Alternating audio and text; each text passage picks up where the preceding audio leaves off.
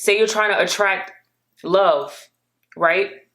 And you make yourself believe, oh, there's no good men in the world. There's no women in the world that's going to love me and accept me and appreciate me for who I am. With that mindset, that's exactly what you're going to get. All of the relationships that you have in your life is going to be a replica of what you believe.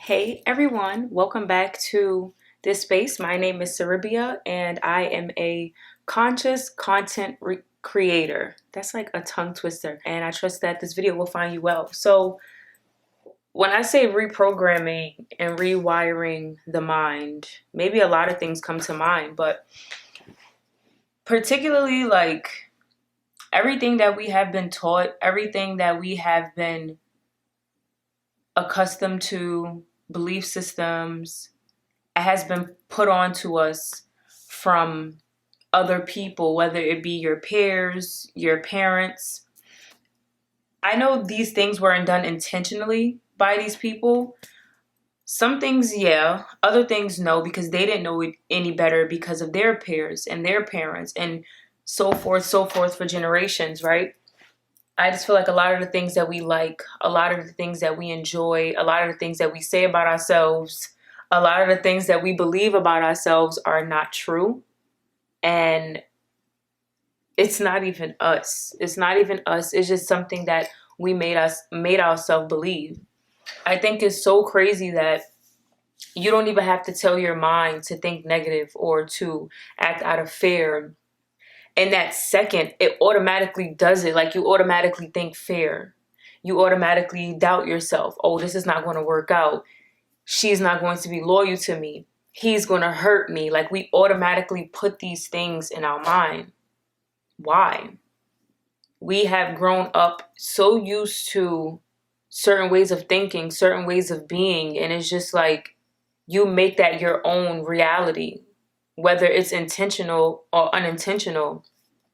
An example, I'll give you a prime example right now, right? Say you come out of your house and you see that your car, one of your car tires is slashed. There's two ways you can handle this situation. You can either A, bitch, moan, complain, curse out whoever you want to curse out and let it affect the rest of your day. You're telling your wife or your husband about it and it's just like prolonged negative energy, right? Or B, you can be like, well, at least I got the money to get the flat fixed and at least I'm still able to take the train or the bus so I can have a friend come pick me up. Either way, no matter how you choose to handle the situation, your tire is still going to be flat. So why not choose to look at it in a more positive perspective, a more open-minded perspective? Hey, maybe the universe was blessing me with the opportunity to connect with myself and walk instead of driving. Hey, maybe the universe was preventing me from getting to a car accident. Like, instead of being so one-sided on things when it happens to you, have an open perspective, whether it's somebody cheating on you, bills not being able to be paid, you getting fired from a job. I feel like everything is a blessing in disguise and you have the opportunity to choose how it's going to affect you. The fact still remains that this is what it is. How are you going to move through this energy? How are you going to reprogram and rewire yourself to look at the situation differently? Now, I'm not trying to make it seem like, oh, this is something so easy to do. And no, it's not. It's not, because you're not used to it. When you're not used to doing something, it may seem a little uncomfortable or harsh or complicated or, once again, perspective, however you want to view it. The more you do it, at least try, right? At least try to do it. Start somewhere, right? Try. in a more open-minded perspective instead of the same way you always look at things. Like creating the same cycles and habits for yourself they're not bringing like any enthusiasm to your life. We literally have to knock down every belief system, everything that you believe about yourself to be true, everything that you have been telling yourself. You literally have to take all of that away little by little, however you choose to do it, and build yourself back up from this free, open-minded state, you know? And we were open-minded and free at one point of our lives when we were like 5 years old, 2 years old. But once we hit like the age 7, 8, we started to have this idea of the world based off of what we are getting taught, what we see. I love to get examples because I feel like it helps the story more relatable and understandable. So I'm going to give you guys another little example. Money seems to be something that a lot of people have trouble with, as far as I'm concerned. Like the way I grew up, the way I see people handling money, especially when I was younger, right? It was always either save your money, go to school to get a good paying job. Everybody around me was either having money problems, like struggling, working jobs that they hated, complained about money. I never seen anything positive growing up when it came towards money. It was never invest. It was never financial literacy. It always hang on to it like it's life or death. Don't spend it. Only spend it if you absolutely need it. Like if it's life or death. Other than that, save your money. The relationship that I've created with money was what? Save it, save it. You have to work for somebody to get paid for it. There's no other way to get money than you working for it. It cannot work for you. And that's what I was programmed to always think, feel, believe about money. So as I've gotten older, I had this idea about money. Money is scarce. Money is only meant for some people.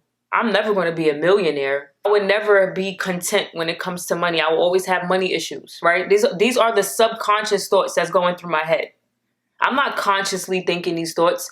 Like you think it's your conscious mind thinks it's its conscious mind, but it's not. Your subconscious mind that has all the control in your life. Whether you see it, believe it or not, it does. But the moment you become aware of it, you can kind of shift your reality. So this was my mindset when it came to money. What kind of relationship do you think I've created with money? Blowing it, you know what I'm saying? And saving it. Still, my relationship with money was shitty. And how can you expect to passively bring in income if your relationship with money is crippled? I don't really understand how money works. And I'm not talking about from a financial literate standpoint. I'm talking about the energy of it. People don't really understand that money is an energy exchange. If you are clenching on to money, holding it on for dear life, it's not going to come to you. It's not going to flow because you're resistant. We had no proper knowledge or understanding of how money works. So whenever it came to money, it was just like negative shit. And then you get negative things back in return when it comes to your financial situation. If you tell yourself and you make yourself believe, I would never be able to have enough money to do this. I would never be able to. I would never have. It's not even just money. It's other areas of your life too. Love. Right? And you make yourself believe, oh, there's no good men in the world. There's no women in the world that's going to love me and accept me and appreciate me for who I am. With that mindset, that's exactly what you're going to get. All of the relationships that you have in your life is going to be a replica of what you believe. You're never going to find a good man. You're never going to find a woman that accepts you and appreciate you for who you are. You're always going to be in this continuous rat race cycle when it comes to your love life. When it comes to your finances, it's hard for people to really look in the mirror and be like, I love myself. You know how hard that is? Like, it's always going to be something for you to bitch and complain about when it comes to the way you look. Too fat, I'm too skinny. Look at my pimples. I got too much hair on my body. It's always going to be something. So if it's going to always be something, that should tell you that it's nothing. If you really want to change your life, if you really want to move better, and just be different, be the person that you know you can, you actually have to do it.